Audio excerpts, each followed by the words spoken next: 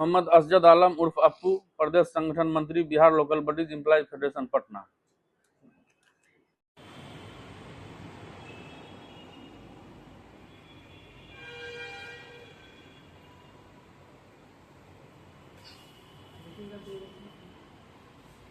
Sir, 7वां वेतन पुनरीक्षण नगर निकाय कर्मी को दिया जाए। सरकार आज 2016 में 7वां वेतन राज्य सरकार के कर्मी को लागू किया गया, लेकिन नगर 2016 से लेकर 2025 चल रहा है। ये इतने दिनों की अवधि बीत जाने के बाद आज 8वां वेतन राज्य सरकार के कर्मी को कैसे लागू होगा, उस पर तैयारी सरकार कर रही है, भारत सरकार। लेकिन नगर निकाय के कर्मी आज भी 90% नगर निकाय में 7वां वेतन नहीं मिला है। और इसमें सरकार एक नया दांवपेच क्या लगा दिया है कि अब इसका सत्यापन जिला नगर विकास विभाग से कराने के बाद दिया जाएगा। नगर विकास सरकार का गाइडलाइन है कि वेतन का सत्यापन जो मुफस्सिल का कर्मचारी है, जो अनुमंडल, प्रखंड, अंचल, जिला, सबका वेतन का सत्यापन जिला लेखा पदाधिकारी करता है। फिर नगर निकाय में काम करने वाले जो कमजोर, शोषित, पीड़ित, प्रताड़ित वर्ग के कर्मी हैं, वो अपना सत्यापन कराने के लिए सरकार के पास क्यों आएंगे? और उसमें कर्मियों को बहुत भारी मशक्कत का सामना करना पड़ रहा है। तो उसमें भी सरकार के द्वारा जो है, इसमें नगर विकास को 25,000 रुपया फाइन भी भरना पड़ा है हाईकोर्ट में। यह जजमेंट डबल बेंच में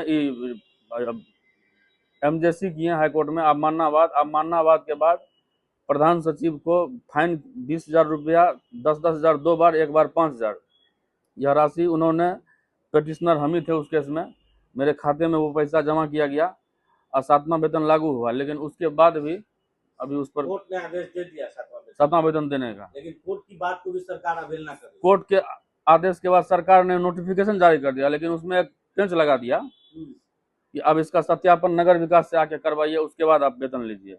अभी कौन सा वेतन मिल रहा है? अभी हम लोग को 6ठा वेतन मिल रहा है। बहुत सारे ऐसे नगर निकाय जहाँ 5वां वेतन मिल रहा है। कितने कर्मी होंगे टोटल? हम लोग करीब 22,000 कर्मी हैं पूरे बिहार में।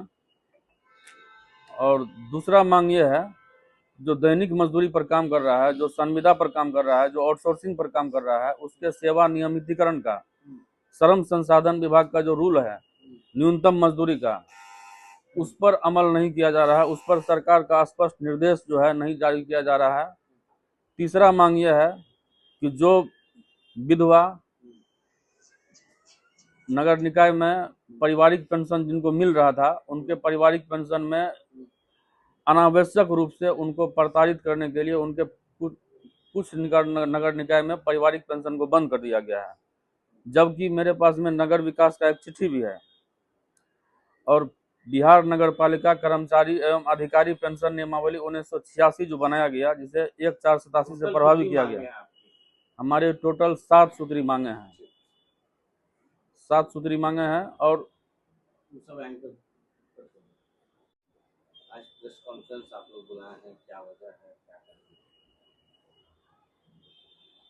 आज हम लोग press conference Bihar local bodies employees federation संयुक्त संघर्ष मोर्चा के राज्य कार्यकारिणी समिति के सदस्यों के साथ नगर निकाय के कर्मियों, अधिकारियों पर हो रहे उपेक्षापूर्ण नीति, उदासीन रवैया के खिलाफ, नगर विकास विभाग के खिलाफ हम लोग जो है जो प्रेस कॉन्फ्रेंस कर रहे हैं।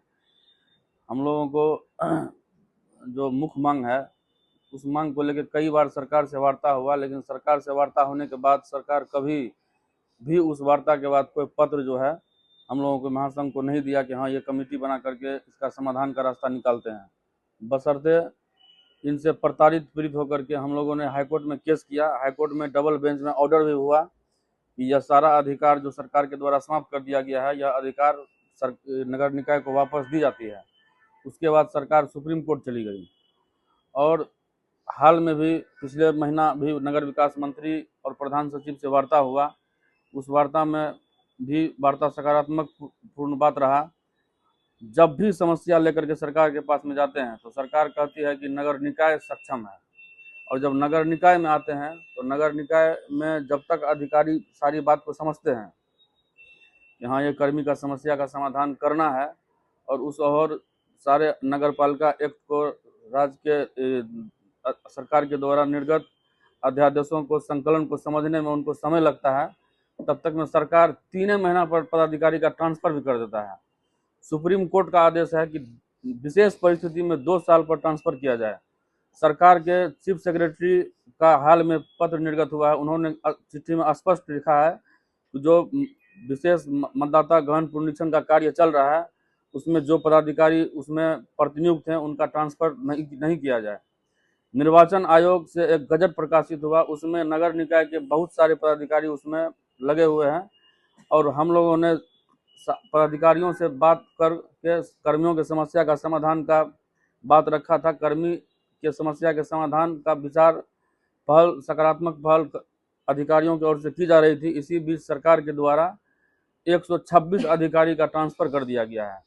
इस ट्रांसफर के खिलाफ में भी माननीय उच्च न्यायालय पटना में यह मुकदमा दायर किया गया है और इसका जो है सुनवाई बहुत जल्द होना है। इसको लेकर के एक दाऊद नगर के भी कार्यपालक पदाधिकारी भी केस किए हैं, जिसमें सरकार के द्वारा हाईकोर्ट के द्वारा उनको स्टे भी दे दिया गया है और स्टे देने के बाद 4 सप्ताह के अंदर हल्फनामा दाखिल करने के लिए कहा गया है।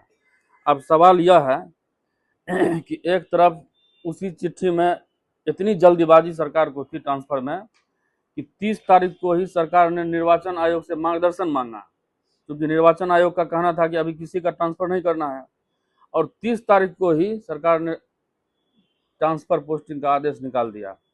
अब कर्मचारी जाए तो जाए कहाँ? कर्मी का समस्या का समाधान कैसे होगा? कैसे नगर निकाय कर्मियों को इस हरधर्मी सरकार से नगर निकाय कर्मियों को मुक्ति मिलेगी, नगर निकाय का खोया हुआ अधिकार वापस मिलेगा? इसी को लेकर के हम लोग प्रेस कॉन्फ्रेंस कर रहे हैं और बहुत जल्द जन आंदोलन पटना के सड़कों पर पूरे राज्य भर के कर्मी आंदोलन करने के लिए उग्र होंगे।